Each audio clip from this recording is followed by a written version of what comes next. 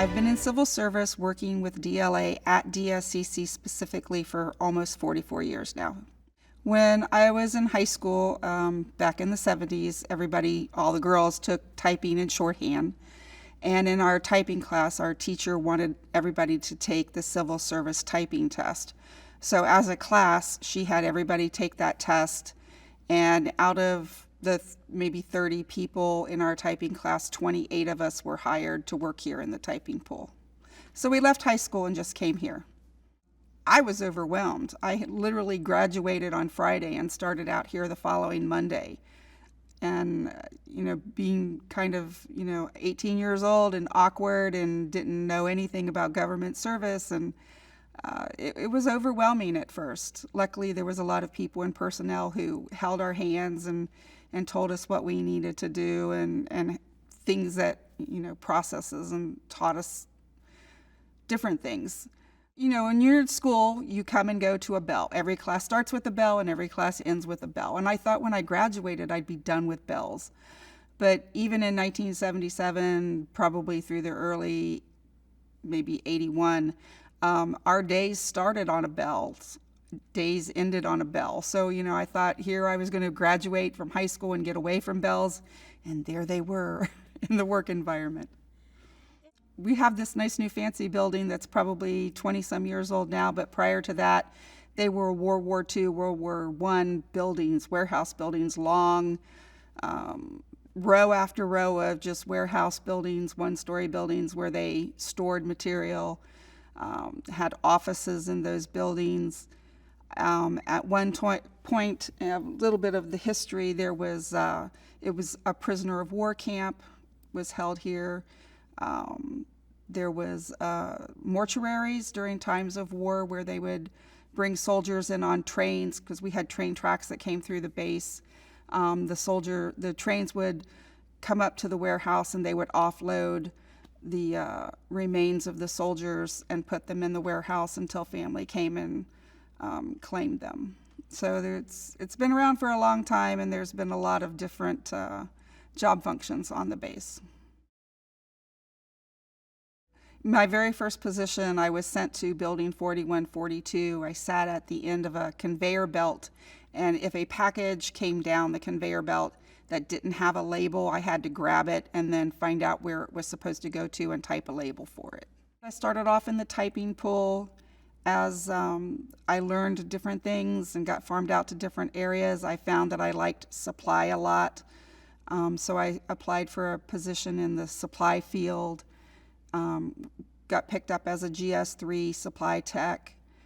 From there, I went to DRMR in the reutilization area and worked as a clerk typist, preparing the catalogs of merchandise that were sold at DRMO. After that, I went back to supply, got picked up in one of the original intern programs for supply, and was hired as a GS7 911. You had a cube of 4 people, and then another cube of 4 and another cube of 4, depending on how big your organization was. And then you had a supervisor who sat at the head of the space. The supervisor was the only one with a telephone on their desk. So when we got a telephone to share amongst 4 people, we thought we had really moved up on the food chain because we no longer had to go to the supervisor's desk to use a phone. There was smoking. Everybody who were smokers did smoke inside the building, and we were all very relieved when that was moved to outside smoking only because sometimes it wasn't very pleasant with everybody's different cigarette smells and cigar smells going around. Initially, we were still coming out of the Vietnam War area. We had the gunmetal gray desks and we had manual typewriters, which eventually got upgraded to electric typewriters and then word processors, which were a very advantageous thing in the DRMR world because we did a lot of typing of repetitive comments and different things. We had no computers until the early 80s, I think it was. And at the time, we had 1 computer per bay of the building. So you might have like 100 people sharing one computer, and your team had an assigned time. So if nobody from your team went and used the computer, then you lost your time. So you made sure somebody was on that computer to take advantage of it. When everybody got their own computers, it was just the basic black screen with white text on it. There was no images. It was just governmental screens. There were educational college screens.